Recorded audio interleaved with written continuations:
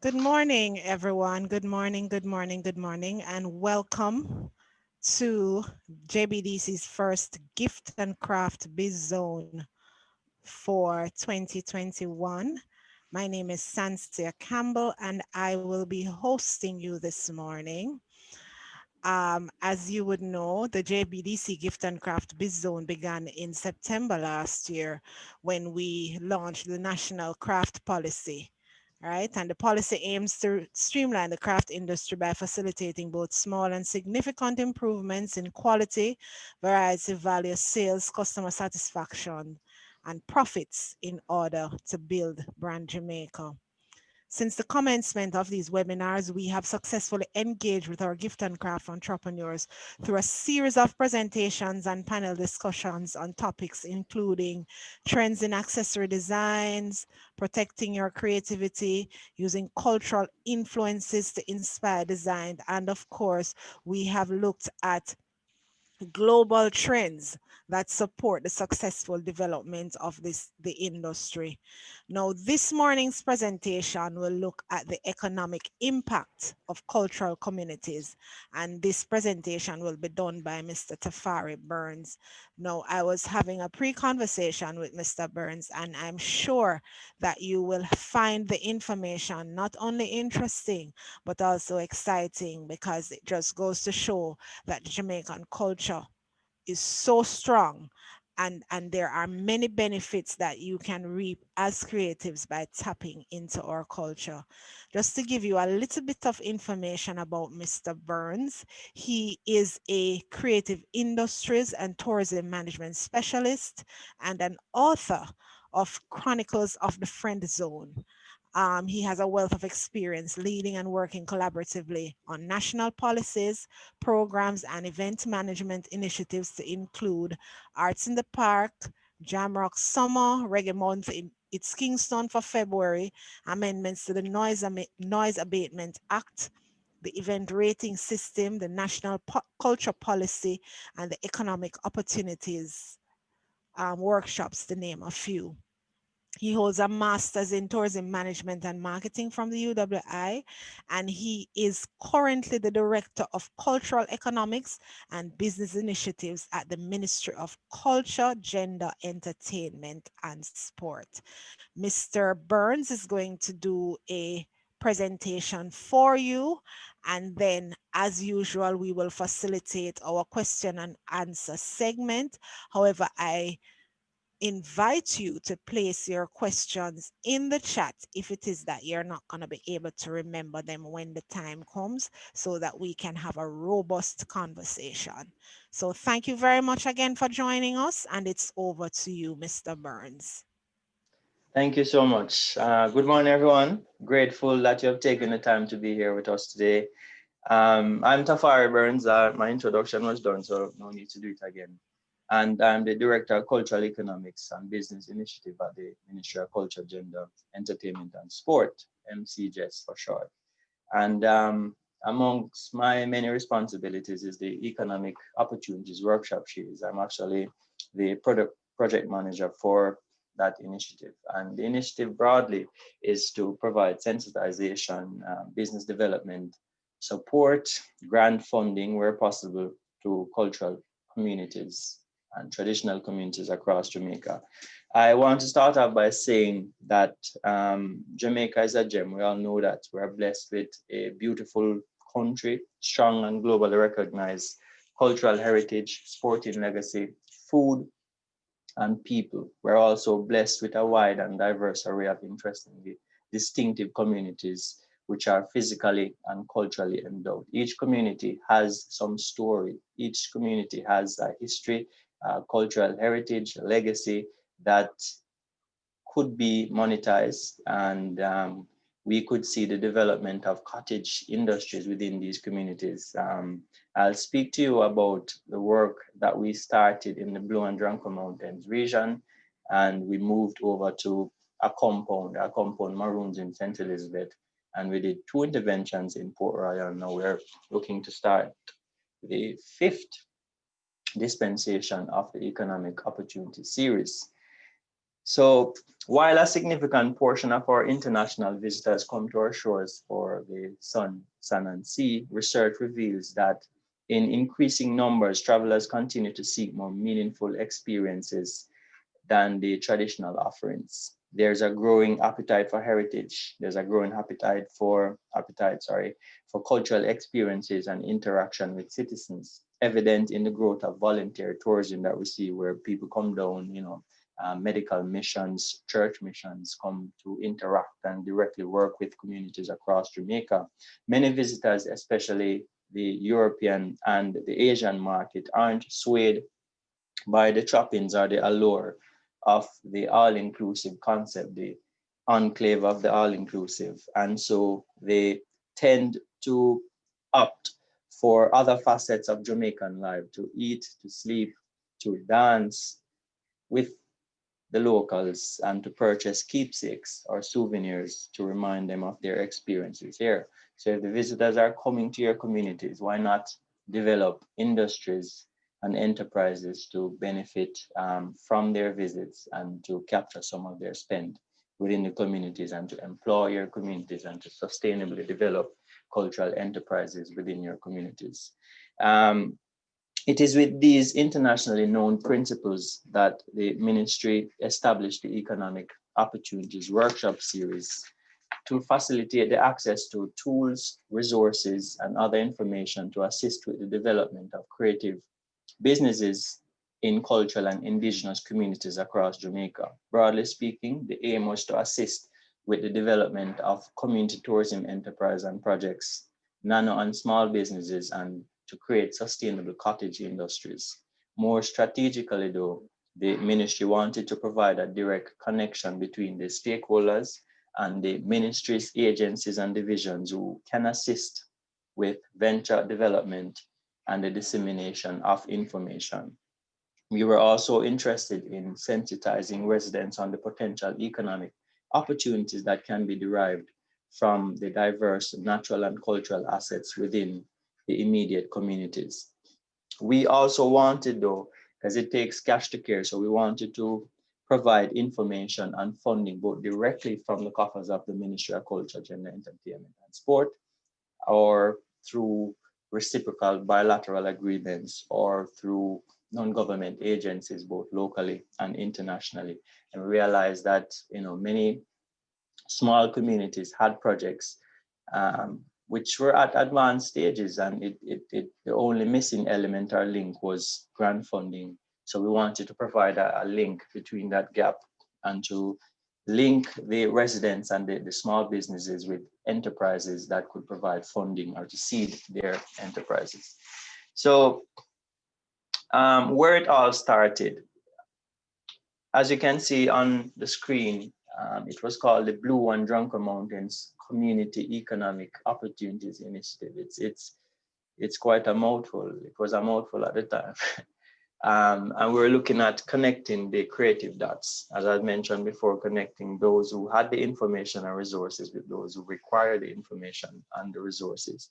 But the Blue and Drunker Mountains workshop started in 2016 to create avenues for networking and information and business development for residents who lived in and around the UNESCO World Heritage Site. In fact, the initiative was born a year after the Blue and Drunker Mountains was inscribed in or on the World Heritage List, the UNESCO World Heritage List in July of 2015. So the designation represents the first World Heritage Site for Jamaica and the first mixed site, meaning cultural for the maroon heritage and natural for the flora and fauna of the Blue and Drunker Mountains.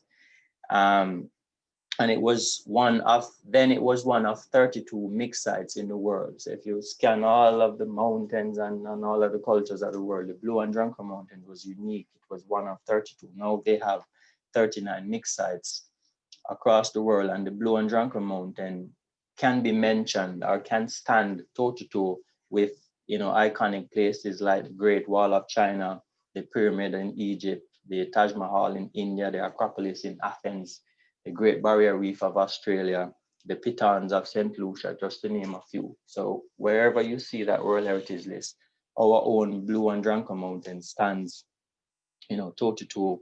And this is a big deal. And why it's a big deal? Because you do have international visitors who seek out these World Heritage sites. So they have it as a checklist. They visit these World Heritage sites across the world to see what it's all about. And Jamaica being a part of that, coveted list, that gilded list, it presents ample opportunities for venture creation. It creates ample opportunities for the residents, for the farmers, for the tour guides within these cultural communities to create establishments, to create services and products that they could in turn sell to these visitors. Apart from that, the World Heritage designation or inscription spells international prestige and recognition for the site and the surrounding communities.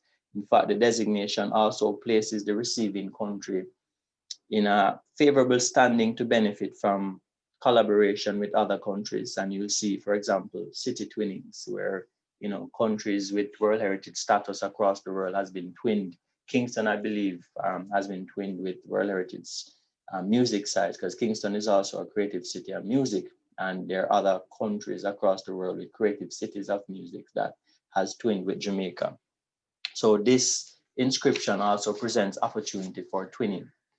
So in 2015, 2016, the ministry was guided by the ample knowledge of community tourism. It was guided by the opportunities for heritage tourism, which could be created within the area. Information on guided tours, hiking, day excursions, camping. The gastronomy of the region is quite unique.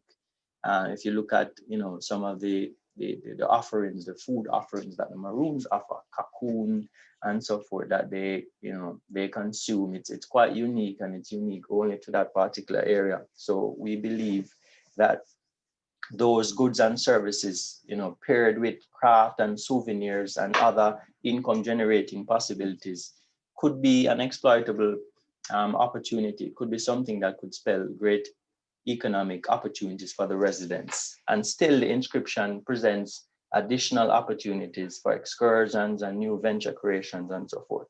So during this period, significant work had gone also into the completion of the National Community Tourism Policy Strategy by MICAF, the Ministry of Tourism, and other ministries, agencies. So there was a blueprint established, and we wanted to action some of the strategies laid out in the tourism master plan and also the community tourism program. So we jumped on it and we developed the Blue and Drunker Mountains workshop series in 2016. And at the time, at that point, and I'll speak to you about the transition of it being informational at the origin or at the source to being, hands-on, physical, face-to-face training with actionable results and grants and so forth that we saw. But at the time, we wanted to provide information to the informal and formal operating businesses within the Blue and Drunker Mountains. So we partnered with entities that could provide information to the residents. JBDC, if you look at the screen, it's the JSIF, the JCBT, which is pretty much the custodians of the World Heritage Site. UNESCO, we partnered with corporate sponsors as well, who could provide information. We had members of the Ministry of Tourism, we had the TPDCO, we had JBDC, HART, JIPO, and other entities a part of the establishment, a part of the session, sorry. And they provided information on how you start a business or you set up a cooperative, how do you develop business plans for your farming? Because you found that a lot of the businesses within the Blue and Drunker Mountain farming agricultural businesses. So you had a lot of coffee farmers there.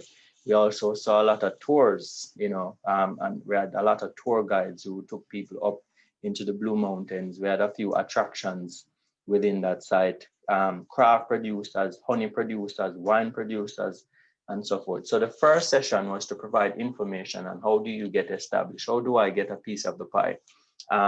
So we did it on the 11th of May in Kingston. This was at Devon House, and we invited members of the media, the public. We're looking to target about 70 to 100 persons and received about 140 at the highest point. And they just wanted information. They heard about it and they wanted information. How do I go about setting up a business within the Blue and Dranko Mountains region?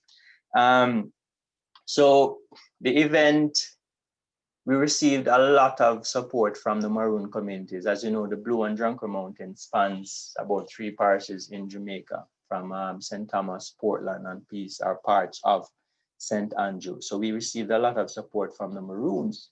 And not surprisingly, we had a good representation of women. Women are arguably much more entrepreneurial than men. And we provided information at the point, and we also collected data from the audience to gauge how we would interact with the communities in the future. So we wanted to know, do you have a business? Is it formal? What sector is the business in? What levels of information do you require? And we found out that about 74% of the respondents wanted to embark on a business venture, and about 34 of them identified agriculture as an area of preference. So therefore, we use that particular information to engage RADA, for example, a lot more, the Ministry of Agriculture a lot more, and the Scientific Research Council, because we found out that the byproducts of coffee, the byproducts of your honey, could be developed into viable products that could be sold as souvenirs. It could be sold on shelves. It could be sold in supermarkets, online, or to the visitors who come to the Blue and Dranko Mountains. So the synergies was pretty good. The information was well received and received a lot of support from the media and so forth. But that was the initial phase, and our objective was met because we wanted to just pass on information to persons who wanted to establish businesses. So the following year we went back again, and as you see, this is the flyer. So the following year, instead of asking persons to come to Kingston from the 3 parishes, we actually went into the community, in the heart of the community, and we went into Morant Bay to have a more targeted session. And we gauged our invitation to persons who had businesses, establishment. It could be a shop, it could be a hairdressing salon, it could be you're a tour guide, you're a farmer, you have an attraction, because we received someone who was the owner of that fall, Reggae Falls. He was a participant as well, and we Crichton coffee tours and all those custodians and representative came, but we wanted to attract the business people now, because we got the information from the first workshop, it's the business people. So we went into St. Thomas and we asked informal and formal persons to come up and be a part of the session. And we offered the opportunity for them to apply for 20 grants that the ministry would be providing to business representatives. And those 20 grants amounted to about $1 million. And we received a lot of support from the young people in terms of the application. A lot of young persons had businesses, and they wanted the support. But interestingly, what we actually did there is we asked Corporate Jamaica again to be a part of the initiative. We invited RADA to be a significant partner to do a lot of presentation and intervention to register farmers who are informal. We asked the SDC to come in and to work with communities, the community enterprise. We found that there was, like, for example, the Maroon Indigenous Women's Circle, who made a lot of craft hats and bags and beads and so forth, and they wanted intervention on how to move to the next step. Some community members wanted information on how do you organize, so we invited the Department of Cooperatives and Friendly Societies, the SDC, to be a part of it. UE was also there, for those members who indicated, our respondents that indicated that they were interested in tourism. We invited the Ministry of Tourism and TPD to be a part of that, to sign them up. We invited DEFCON, which is a coffee company, to create the synergies with residents who had coffee, and wanted an outlet to sell their coffee and so forth. And we also, this was the first time we invited international organizations to be a part of it. So Young Enterprise Scotland was invited to work with the young people who we selected, and they provided mentorship and business development support to them. We also work with FHI 360, which is an international organization in Jamaica, to allow you to formalize, or do you set up your business, or do you go after grants and so forth. We saw, again, this is just some of the results from our data analysis. The Maroon community is well represented. We provided grants for the young people.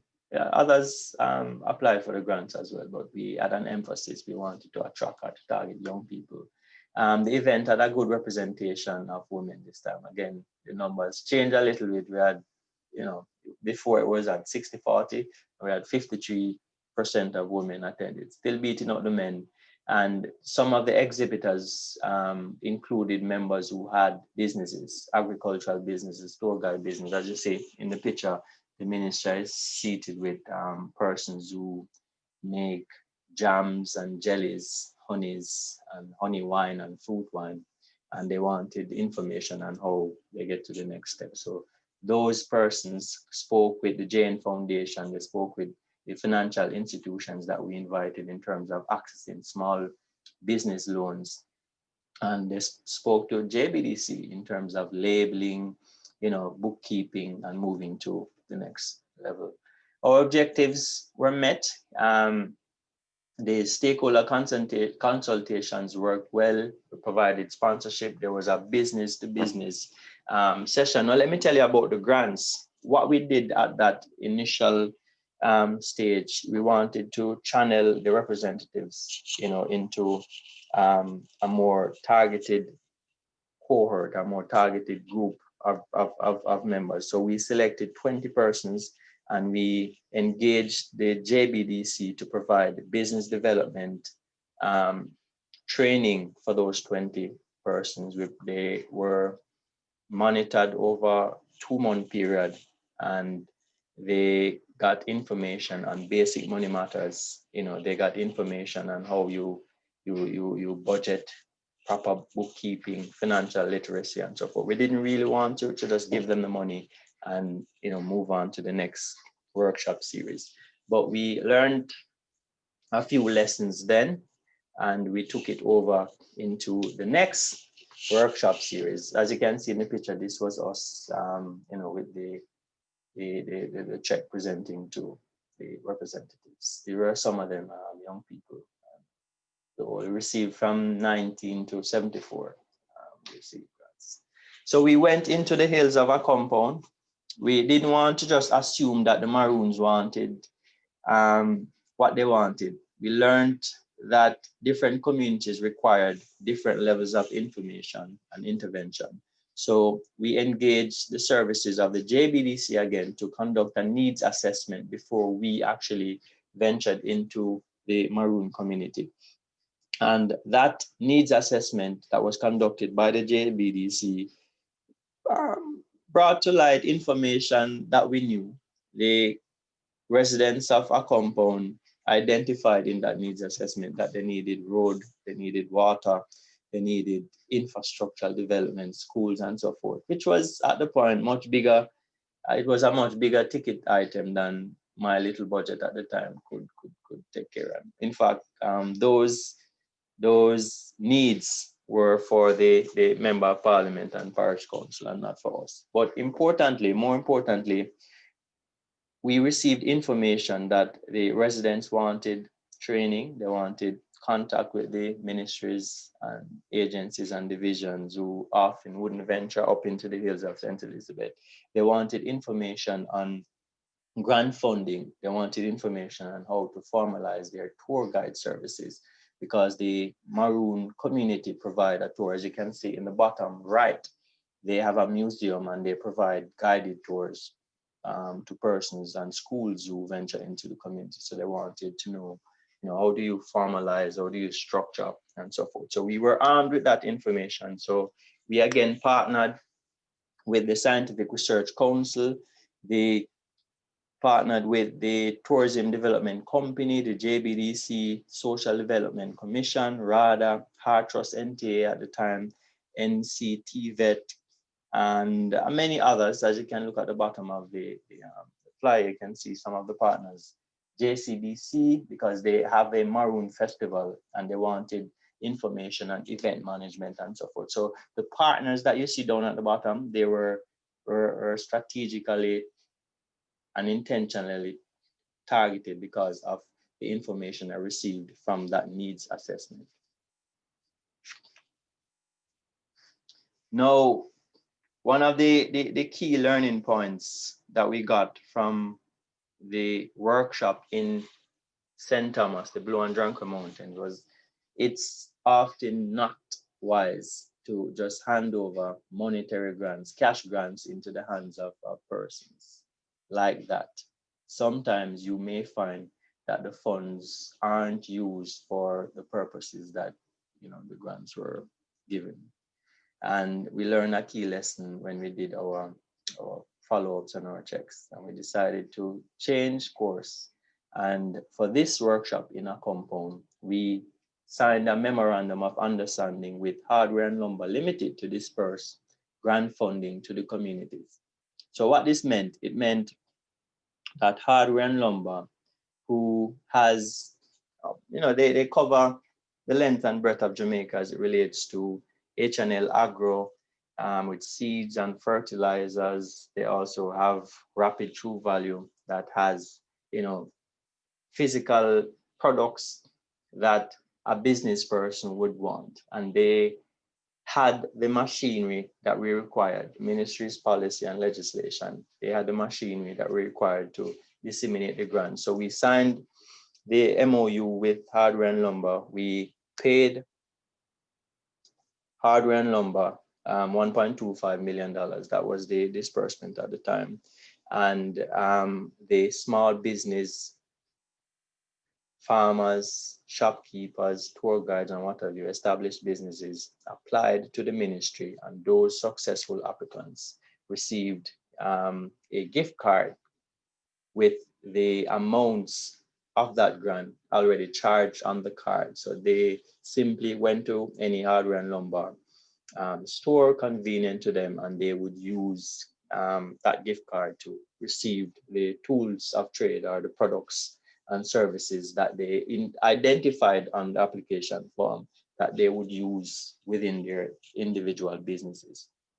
After the intervention, remember I spoke about tour guiding services was something that they identified that they required. We partnered with the Tourism Product Development Company, and through their services, we were able to train 20 residents of a compound. They received Team Jamaica training, and an additional 20 residents also received certification as tour guides. So that was our intervention in a compound. We also worked with the community leaders and the event organizers of their annual Maroon Festival, and the JCBC was instrumental in working with the organizers, the colonel, and to strengthen their product and in terms of logistics and so forth.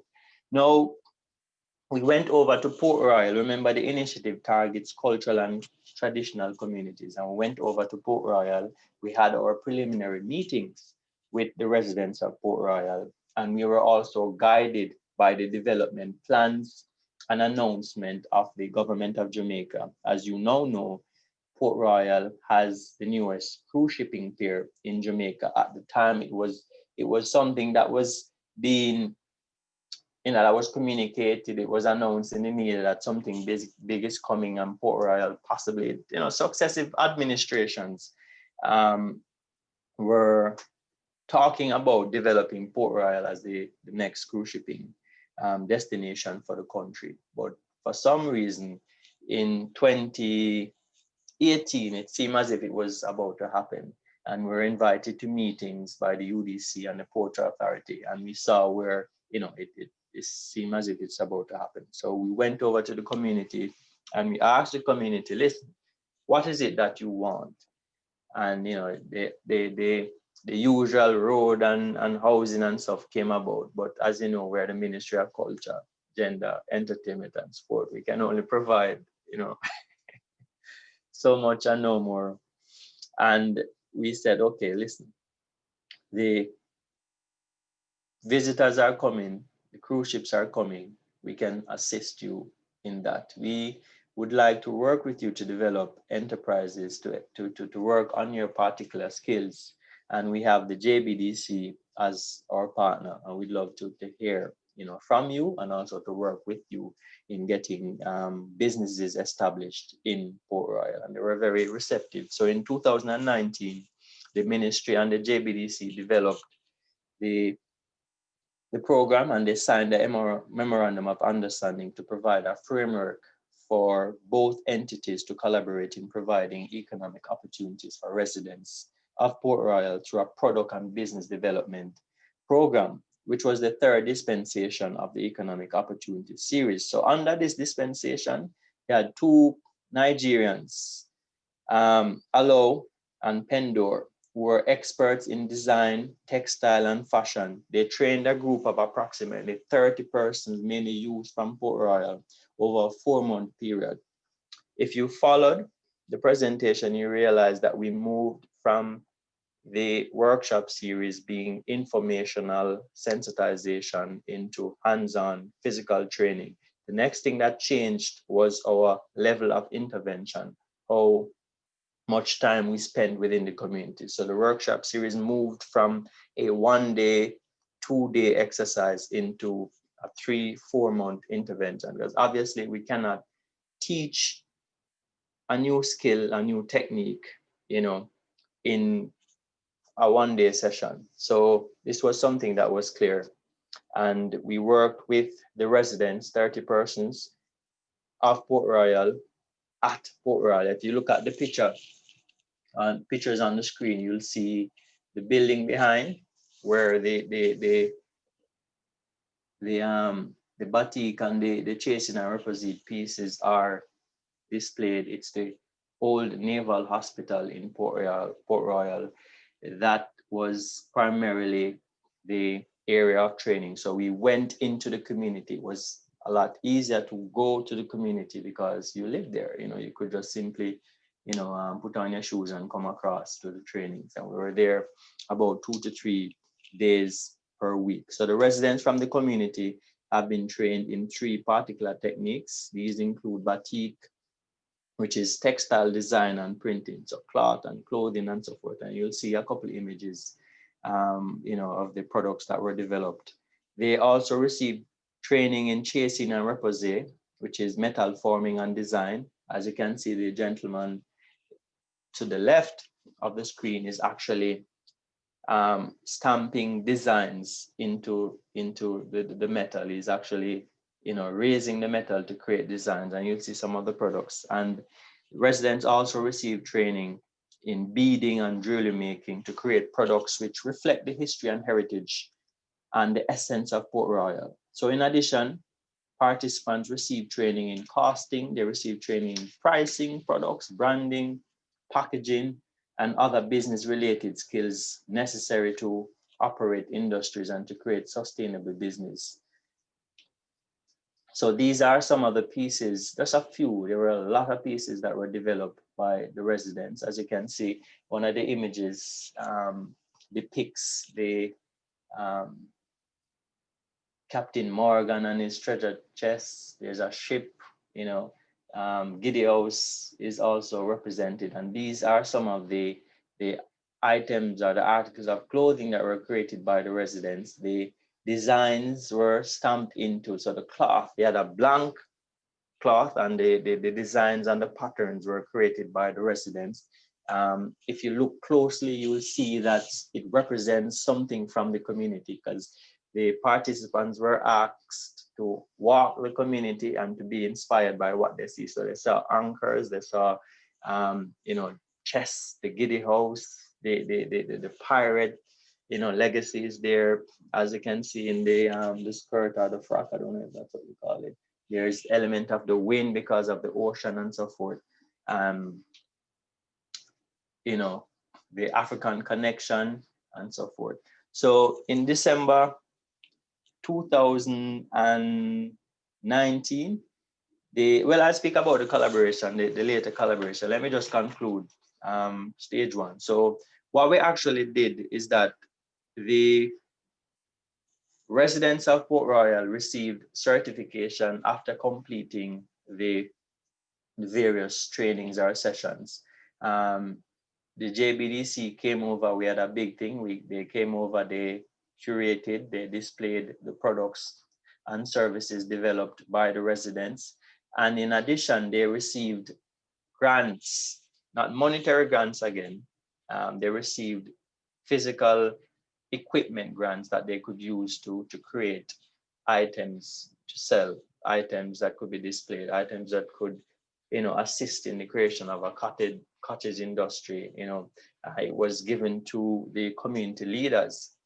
They have a CDC, community development group within the community, and the items were given. Talking about pots and store because they needed to boil the paint and the ink and the wax to stamp the designs and the fabrics, glue guns, basic tools and amenities that they would require to continue their productive, services.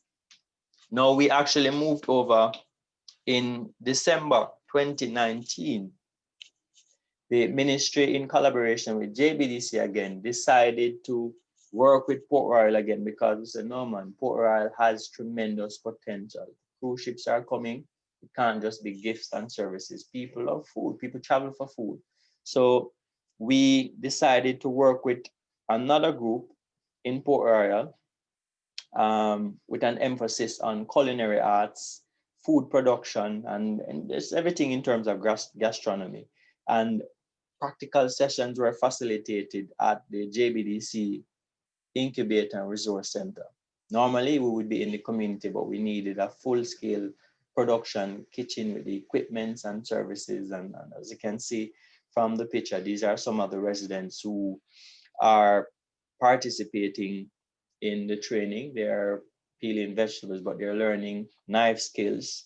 They're learning how to, the different food preparation, how to do a julienne and, a rough cut and all of those things that you need to know about food. So the sessions happen on Monday and Tuesdays. We received support from the Maritime University over there. The bus took the residents over to the incubator center, and they received food security training, culinary terms, knife skills, meal preparation, how you organize and prepare food. They were also exposed to pastry making, jams and jellies, sauces, and so forth. And arrangements were also made with the Ministry of Health and Wellness for the participants to receive food handler certification after the completion of the session.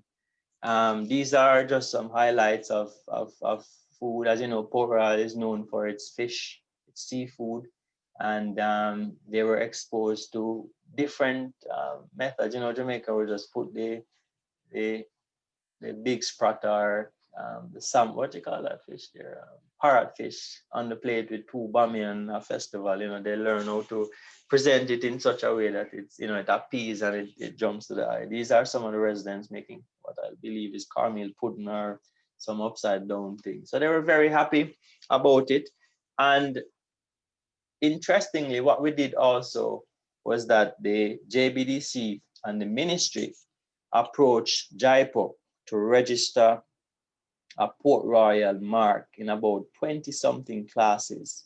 So that mark would be established and administered by a group from the ministry and the Port Royal management and leadership to administer the mark on the products and services developed. So from the bags, the mittens, the skirts, the beading, and all of that, the residents will have IP protection for their mark. For anything that is created, they will have full control of it, and that will be placed on everything Port Royal so that no one can steal the ideas and the designs of Port Royal.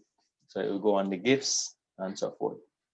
At the end of that intervention, we also gave them certificates of completion, and residents were also gifted with equipment now that they could use to continue their productive um, trade. They could employ others. They could start canning and bottling pickles and sauces, the Escovitch sauce, jams and jellies, their baked goods. And we also develop a new mark for the food now. And the residents decided to go with the Port Royal Buccaneer. So as you can see, in the first mark, Port Royal Origins will go on the clothing and the other apparel and beading and so forth that's designed, and the Port Royal Buccaneer mark will go on the food that and gastronomy byproducts that the residents create. So these are some of the participants. I must say that due to COVID, the Port Royal intervention received some untimely delays. As you can recall, the Port Royal community received 2 calls from the Marilla Discovery Tool, if my memory serves me correctly. In January and February, they received 2 calls. The residents were on the pier displaying their goods and services. The visitors walk the communities and got an opportunity to see the products and services. But COVID struck and no cruise ship came after February.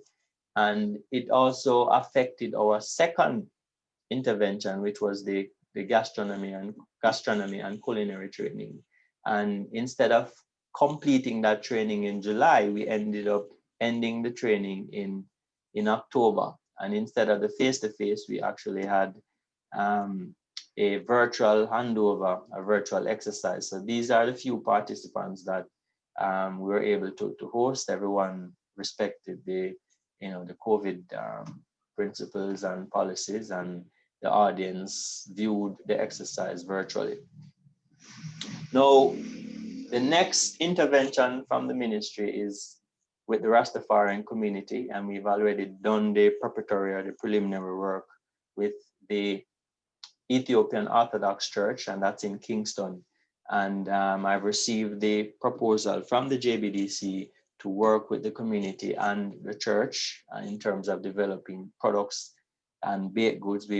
We've done the sensitization session. We've asked them what they would like to see, and they've identified products and shelf-ready products that they would want to develop. And we'll be working with them. I believe we should have started in November, December, but I said the delayed, pretty much had a domino effect and they threw off a couple of the plans that we had. So we're looking to commence in about February of this year. So the next step is the Ethiopian Orthodox Church, and then we'll also move into other cultural and traditional communities across Jamaica. So that is the extent of my presentation. It pretty much covered the work that the ministry has done so far since 2016 with cultural and traditional communities, and how we try to assist somewhat in linking them with the ministry's agencies and division, and also providing grant support and physical training and sensitization for them to reach the next step or stages in their business development life cycle. Thank you. All right, great. Thank you so much, Tafari, for sharing with us this morning. Like we were speaking during, our little tete-a-tete before you started, I wanted to find out how can other communities begin to develop themselves so that they may be considered to be part of, one of these cultural communities. Okay, well, I mean, most communities in Jamaica, old and traditional communities, they have a history, they have traditions. Surprisingly, each community has a story, has something. Someone famous lived there, and some of the communities have artifacts and they have relics that is currently recognized by the National Heritage Trust.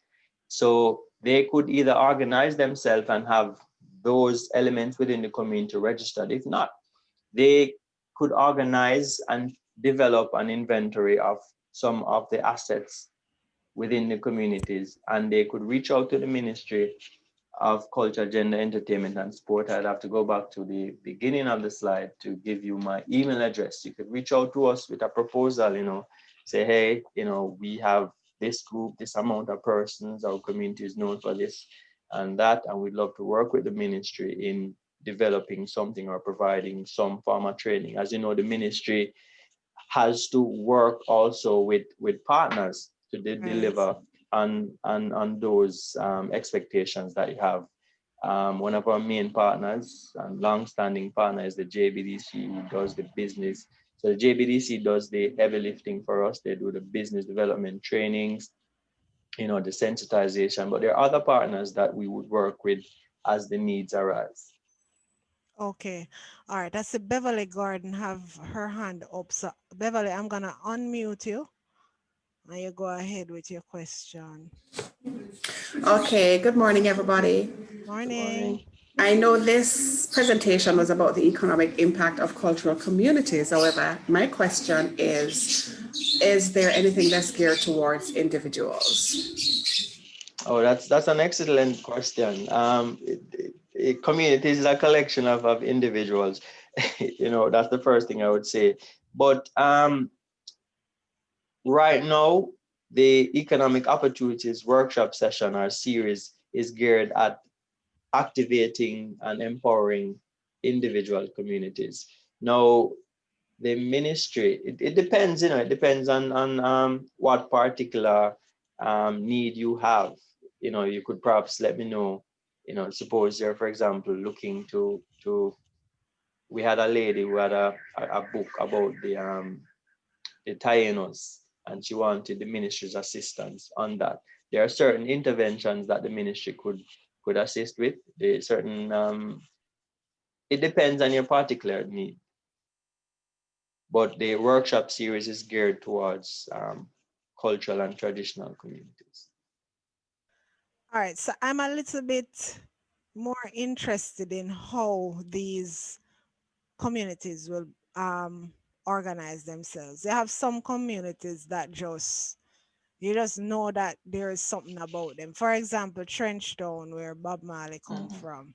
You Yes. know that Bob Marley used to live there, so you know that there are certain things about them. Raytown that would have, them.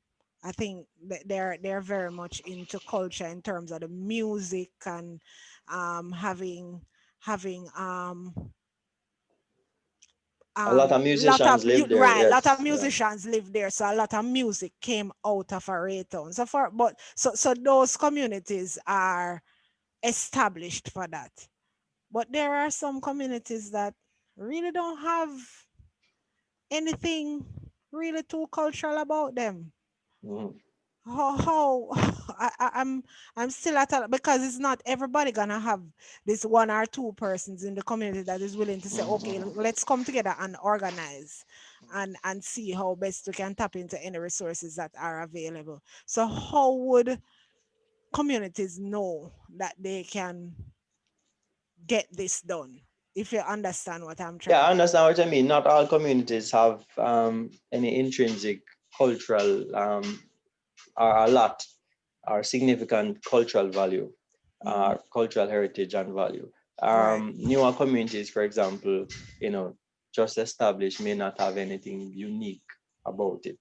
right, But they are interested in certain social development projects. They're interested in venture creation and setting up or establishing businesses within their communities. My recommendation for that is they could reach out to the Social Development Commission, right, who works with communities across Jamaica and has done tremendous work. And they have done a lot of trainings. They have had a lot of interventions. They have provided support. For example, we work with the SDC for the greater Papine area, Garden Town, and so forth. So the ministry, through our sponsorship committee and the culture division, has supported festivals, health fairs within the Papine area. So, for example, we received a proposal from Papine for Garden Town for a pineapple festival, for Dallas Castle, who had a mango festival, for Constitution Hill, who had a wine festival and health fair. And they approached us and they submitted a proposal stating that, we are, this community, we have all of these together and we're looking for assistance in the development of um, a gastronomy festival within the community. There are certain things that the ministry can do, and we could also provide recommendation on who you work with. But I'm saying a great resource for any of the communities to get in contact with the Social Development Commission. They have representatives for each community, and they can work with you in terms of, even getting grants. I'll bring up another example. The SDC rep for Port Royal was able to work with the community, and they wrote a grant proposal and they received grant funding from the Digital Foundation to assist with business development and ventures creation. So there are loopholes and there are entities out there. So while one may not be able to do everything, we can partner and we can point you in the right direction in getting things done within. Okay. But the SDC is a great resource. Right. I guess this initiative then would be largely geared towards those communities that have cottage industries, um, with Mhm. these little groups that can go ahead and organize themselves. It has always been said that there is strength in numbers. So in your different communities, if you are aware, and I'm really speaking to the general audience now, if you are aware of, I mean, small entrepreneurs who are doing little things for themselves, and that you can help in, like if you get together as a group, you can access these benefits. So it would be best if you can organize yourselves into groups so that you can tap into these resources that are available. Are Let there me touch on one thing you said though. Sure, no I mean, problem. for example, Port Royal, when we went into Port Royal, there wasn't any cottage industry developed. We saw the opportunity and we spoke to the residents about, um, the potential. So Right. remember, the economic opportunities, the key word there is opportunities. So when we enter the community, we speak about the opportunities or the possibilities that could be created. So we speak to you about, listen, these are all the things that are on stream. These are all the things that are coming. And Mm-hmm. you have the residents, what would you like to see? So pretty much we hold your hand and we try to allow you to realize these opportunities. So there wasn't anything established there. We worked with the interested parties and we were able to have residents now employing persons to create cloth that could be Fabulous. purchased from residents. Another community in the Blue and Dranko Mountains, they had a group, community development group. I think they call it CDC, or it slips me right now. And they had already organized themselves into a small cluster. So you have communities with a few ladies, who organize themselves in a small cluster. They make honey, they make wine, they do fruit preserves and what have you, but they want additional assistance, or they are not fully aware of how you formalize or how you get to the next level. So if you have these small informal groups within the communities, you could still speak to us, And while we may not be able to, say, host an economic opportunities intervention there, we could point you to entities like the JBDC who could assist Mm-hmm. the group with bookkeeping, could assist the group with packaging and labeling and food safety and food security and health certification and stuff like that, pointing you into the right direction in terms of how you market your product, how you place labels on it, and how you get it to that next step. So there are varied levels of intervention that can be made both directly or through information being passed on to the residents. So even if you're not um, formal and you're operating as a small Sunday, after Sunday, after church group where you make drops or greater cake and what have you, and Yeah. you And would you love find for a your lot of community those to be in the developed. Yeah, churches. man, a lot of it is there. We Yeah. can, and that's one of the things, if you look at our next intervention, which is the Ethiopian Orthodox Church, it's not necessarily a community because the members of that church are from different communities across Jamaica. But Right. the Rastafarian community is very important to Jamaica, and they would like to establish profitable ventures. And we saw where we could work with them in collaboration with the JBDC to develop ventures and small businesses that could benefit or could positively affect the church as a whole. So, Okay. we could tailor the interventions, both by direct intervention or through third party recommendations. Okay. All right. So I know that you said that your next intervention will be with the Ethiopian Orthodox Church, but in light of COVID and stuff, Mhm.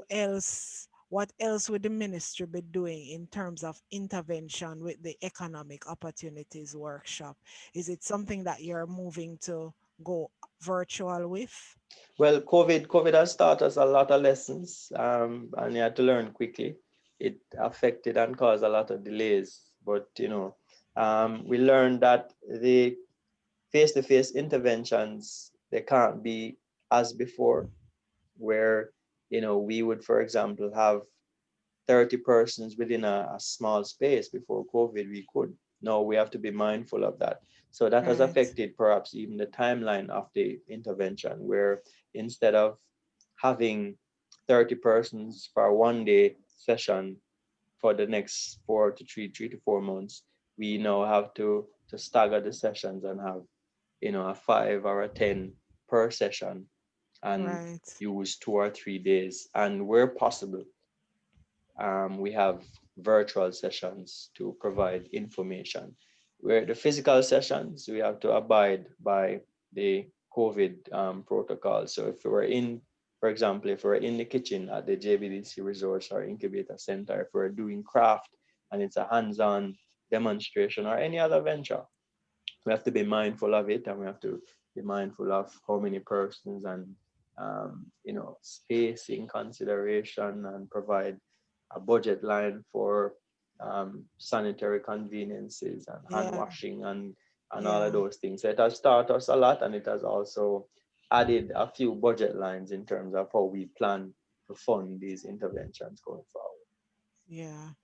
I see Tamara Nicholson pointing out some groups that are working on craft production, such as the North and South East Cockpit Country, LFMC, and the Grants Mountain LFMC. I don't know what LFMC means, but I Mhm. guess these are Maybe she could communities. send it to you, and Yeah, but the send thing it is that out. it's also who or which community requires, because I'm not going to call a community, but there was a community that we identified and we said, "Look, maybe they could benefit from our intervention." And when we approached the leadership, they said, "Oh God, we received so many interventions and training sessions from different government agencies. We're all intervention out. Basically, we don't want any more Yeah, of these. What we need is cash." And right. one of the next lessons we've learned from COVID is that it has affected our bottom line, and it has affected our budget priorities, where now we have Yes, definitely. to remove funds from places that it was safe in, and we had to move it over to places that require it. So a lot of us have received budget cuts across the board. So it has affected our plans and the breadth of interventions that we had on our operational plans moving forward. But not all communities are receptive of it. Some would Yeah, prefer grants, and Yeah, they but would we're not require gonna just information give on grants. grants like that. Exactly. We're gonna have to do some type of intervention before the grants go in, so that with people understand exactly how the grant system works. And the next thing I'd like to say on that is that some communities are way advanced or way ahead of their business development model than others. You have communities Right. who have received international and regional and local training from different entities who are doing this. You know, they received JBDC training, they received Team Jamaica training, TPDCO training, and other SDCs and other JC, for example, has done a lot of training in these communities. So they're way ahead in terms of understanding how to establish sustainable businesses, and all they require is funding to move to the next step.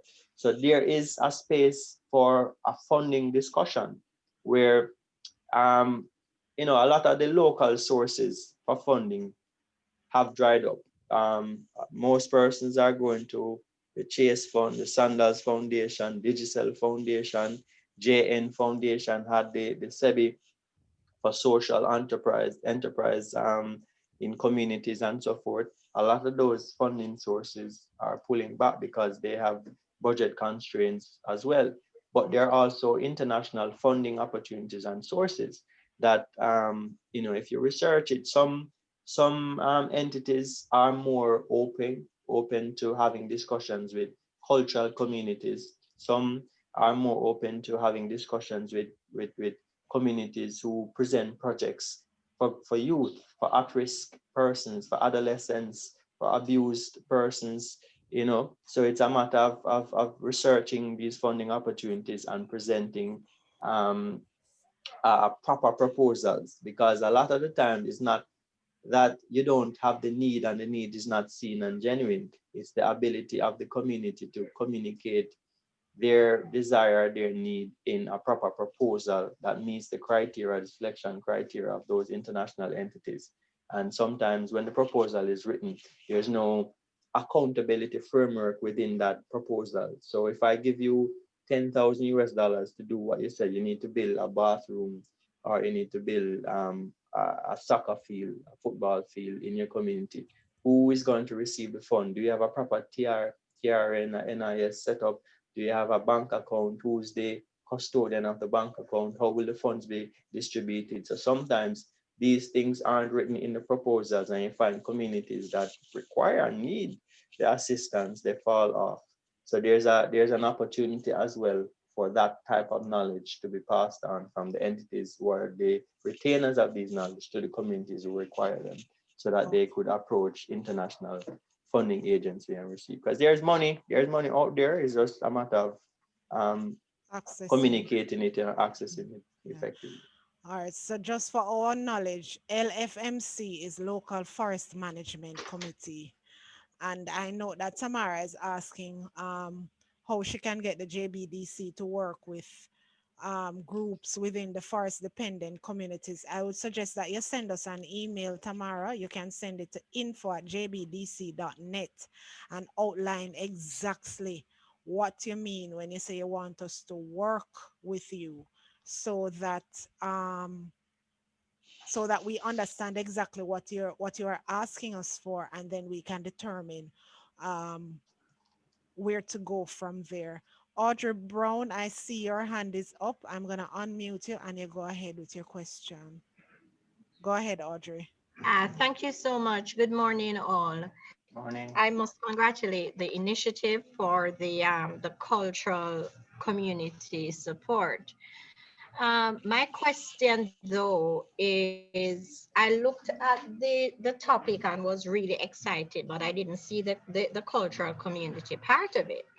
So what about the intervention for the craft industry for those that are in a particular cluster, and these persons are individuals, not with a community culture? What are the interventions? I used to supply to the hotels, tablecloths, napkins, and stuff. Now that is on life support. What kind of intervention are in place for individuals with Mhm. business like mine? Mhm. That's a very good question. I mean, I've done some work. I used to work at the Ministry of Tourism, and I had a when we were looking at the development of the craft policy at the time, we had local interventions with community group, and I also did my dissertation on craft. So I know that the issues that you've raised are long-standing issues relating to craft and how do we tap into the industry. I know the problem is long-standing. Now, when I was writing this economic opportunities, it was workshop series proposal in from the get-go was to work with communities and communities who had various players, some being craft, some being in gastronomy, some being in tour and operate tours to assist them to move to the next step. Now, the question you're asking is related to supply and value chain, and at the moment it's a little bigger than the initiative. I know the Ministry of Tourism has developed a craft council, and they were trying to assist craft vendors, and the tourism enhancement fund was set up to provide some level of assistance. But I can't speak directly to how effective that was because I'm over here in culture, and we're doing our part in trying to assist the local communities in being a little bit more savvy in terms of business and provide support where we can as it relates to our particular budgetary constraints. I So I know think, I didn't answer it fully, but I tried my best. Audrey, I think your question would be best directed to somebody, an organization like the JHTA in a situation like this.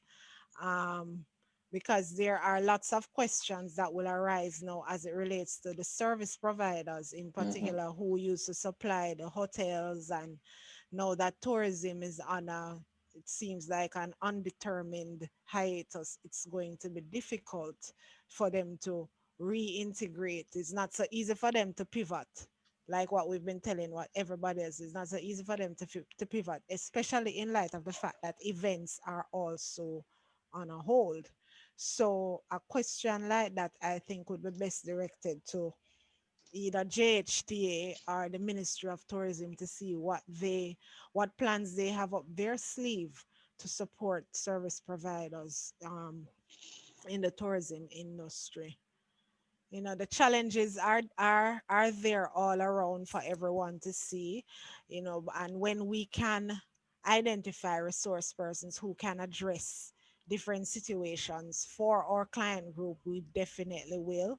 So what I will do is, for especially for this particular issue that Audrey has raised, because it's not Mhm. the first time that we are hearing a question Yes. like this.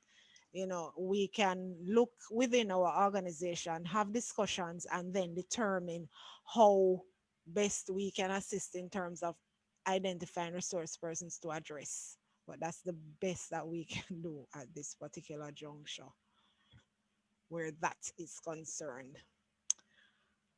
All right. Beverly said yes, because right now craft vendors are on hold.